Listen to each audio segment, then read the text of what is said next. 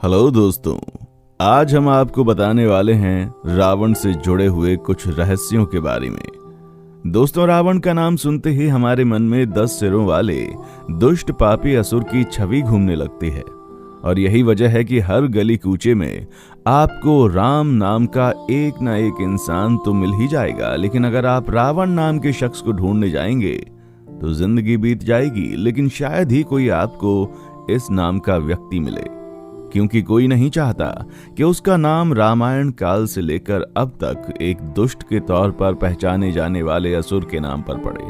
पर दोस्तों, अब तक आप रावण के बारे में सिर्फ यही चीजें सुनते आ रहे हैं जो उसे रामायण की कहानी का विलन बनाती हैं। शायद इसीलिए लोगों को यह पता नहीं है कि असल मायनों में रावण था क्या, वो कितना ज्यादा बुद्धिमान था।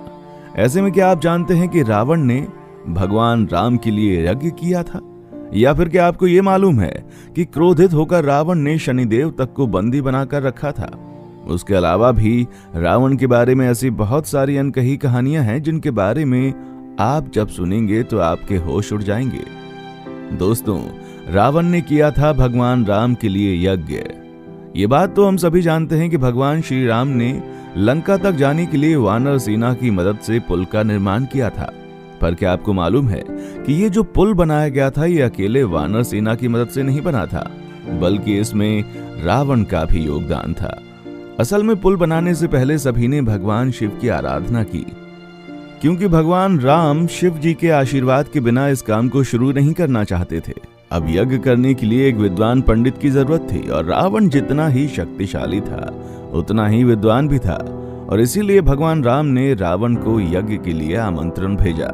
अब क्योंकि रावण भगवान शिव का बहुत बड़ा भक्त था, इसलिए रावण भगवान शिव के लिए करे जाने वाले यज्ञ को नकार नहीं पाया और फिर रावण ने रामेश्वरम जाकर यज्ञ को बड़ी सफलता पूर्वक संपन्न किया।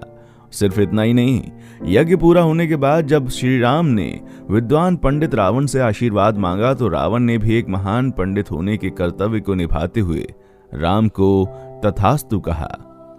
रावण ने माता सीता को स्पर्श क्यों नहीं किया? दोस्तों, अक्सर लोगों के मन में यह सवाल आता है कि जब रावण माता सीता को बंदी बनाकर ले गया था तो उसने उन्हें छुआ भी नहीं, उनके साथ किसी भी प्रकार की बदतमीजी या फिर जबरदस्ती क्यों नहीं की? अब दोस्तों, इस चीज के बारे में कई सारे लोग ये सोचते हैं कि रावण की अच्छाई थी ये कि उसने माता सीता का हरण करने के बावजूद उनकी मर्जी के खिलाफ उनको छुआ भी नहीं। पर इस कहानी के पीछे का एक और पहलू है जो हमारे पुराणों में छुपा हुआ है। ऐसा कहा जाता है कि रावण महिलाओं को लेकर काफी कमजोर हुआ करता था और इसी कमजोरी के चलते जब रावण ने नलकुरा की पत्नी के साथ गलत करने की कोशिश की, तब नलकुरा की पत्नी ने उसको श्राप दे दिया कि रावण अपने जीवन में किसी भी स्त्री को उसकी मर्जी के खिलाफ छूने की अगर कोशिश करेगा तो उसका नाश हो जाएगा।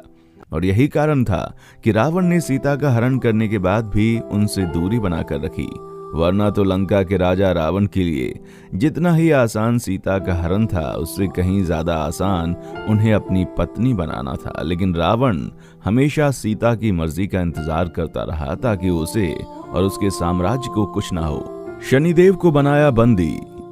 यदि आपको थोड़ा बहुत भी ज्योतिष विद्या और उसमें यकीन है तो आपको ये बात मालूम होगी कि इसमें ऐसा माना जाता है कि किसी भी इंसान के जन्म के समय ग्रहों की जो स्थिति होती है उसका सीधा असर उस इंसान की पूरी जिंदगी पर पड़ता है। ऐसे में परम ज्ञानी होने के नाते रावण को भी ग्रहों की स्थिति का बड़े अच्छे से मालूम था। इसलिए रावण ने अपनी शक्ति के बल पर 9 ग्रहों को आदेश दिया कि जब रावण के बच्चों का जन्म हो तो सभी ग्रहों को 11वें स्थान पर रहना है। कहा जाता है कि रावण ने इस बात को मान लिया था, लेकिन शनिदेव रावण की इस बात को मानने से बिल्कुल इनकार कर रहे थे और जाकर 12वें स्थान पर बैठ गए। शनिदेव का ऐसा करना रावण को अपना अपमान लगा, इसलिए रावण शनिदेव के ऐसा करने से बहुत ज्यादा क्रोधित हो गया और उसने अपनी ताकत का इस्तेमाल करके शनिदेव को कई सालों तक अपने महल में बंदी बनाकर रखा था। और इस बारे में आप लोगों ने कई सारी कथाओं में भी सुना होगा। रावण के नाम के पीछे की कहानी। अब हम आपको ये बता ही चुके हैं कि रावण भगवान शिव का कितना बड़ा भक्त था, लेकिन क्या आपको ये मालूम है कि रावण को उसका नाम भगवान शिव ने ही दिया था? हालांकि रावण को ये नाम किस वजह से मिला, इसे लेकर कई सारी कहानियां प्रचलित हैं, लेकिन एक कहानी ऐसी है जिसको अधिकतर लोग सच मानते हैं और इस कहानी के मुताबिक रावण के जन्म के समय उसका नाम दशानन रखा गया था। पर जब रावण ने लंका पर अपना राज करना शुरू किया तो रावण अपने परम परमेश्वर भगवान शिव से मिलने गया। हालांकि जब रावण भगवान शिव के पास पहुंचा तो भगवान शिव उस समय ध्यान में लीन थे। यही वजह थी कि जब रावण उनसे मिलने जा रहा था तभी वहां रास्ते में रावण को नंदी मिले और उन्होंने रावण को भगवान शिव से मिलने से रोक दिया। अब इस वजह से गुस्से में आकर रावण ने पूरे के पूरे कैलाश पर्वत को ही उठा लिया था, जिसकी वजह से भगवान शिव का ध्यान भंग हो गया और वो काफी क्रोधित हुए, जिसके बाद उन्होंने अपना पैर कैलाश पर्वत पर टिका दिया। अब आप जानते ही हैं कि रावण चाहे जितना भी बलशाली क्यों ना हो, भगवान शिव के आगे तो उसका बल कुछ भी नहीं है। इसीलिए भगवान शिव के पैर टिकाते ही रावण की दोनों हाथों की उंगलियां कैलाश पर्वत के नीचे दब गईं। कहा जाता है कि उंगलियों का पर्वत के नीचे आने की वजह से रावण को इतना दर्द हुआ कि वो जोर जोर से चीखने लगा। रावण के मुख से निकली दर्द भरी चीख इतनी ज्यादा भयंकर थी कि उससे पूरी धरती हिल गई और यही कारण है कि भगवान शिव इसे रावण, जिसका मतलब जोर से चिल्लाने वाले इंसान, का नाम दे दिया। हालांकि रावण का ये जो नामकरण है ये इतनी जल्दी नहीं हुआ था, क्योंकि भगवान शिव के क्रोध के सामने रावण की पीड़ा कुछ भी नहीं थी।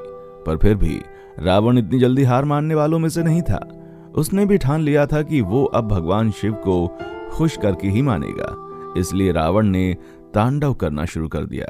जाहिर सी बात है कि कैलाश पर्वत से कुचली गई उंगलियों के दर्द को भूलकर जिस प्रकार रावण भगवान शिव को प्रसन्न करने में लगा हुआ था, उसे देखकर भगवान शिव का मन पिघल गया, क्योंकि भगवान शिव तो वैसे भी बहुत भोले हैं, जो अपने भक्तों की हर मनोकामना पूरी करते हैं।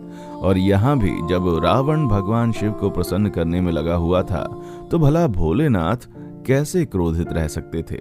वो रावण का ये प्रयास देखकर पिघल गए और फिर भगवान शिव ने रावण को अपना भक्त बना लिया। रावण को वीणा बजाने में थी महारत। दोस्तों, महिलाओं में आप ब्यूटी विद ब्रेन के कॉम्बिनेशन को अक्सर ढूंढते हैं, क्योंकि ऐसी बहुत ही कम महिलाएं होती हैं जिनके अंदर सुंदरता और समझदारी एक साथ होती है। ठीक उसी तरह आपको बहुत कम ऐसे पुरुष भी देखने को मिलेंगे जो ना सिर्फ बुद्धिमान हों, शक्तिशाली भी हों, और ये दोनों गुण तो रावण के अंदर थे ही। इसके अलावा ये एक बहुत ही अच्छे कलाकार भी थे।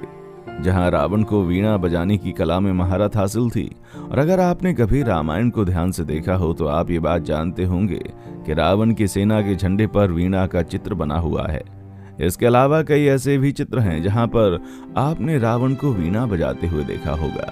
कई पौराणिक कथाओं में भी इस बात का जिक्र किया गया है कि रावण को संगीत का बहुत शौक था और वो बहुत ही अच्छी वीणा बजाता था। सिर्फ इतना ही नहीं, कई सारी कथाओं में ये भी सुनने को मिलता है कि रावण इतनी ज्यादा मधुर वीणा बजाता था कि देवी देवता भी उसकी वीणा की आवाज सुनकर प्रफुल्लित हो जाते थे और उसका संगीत सुनने के लिए वो भी स्वर्ग से धरती पर आते थे।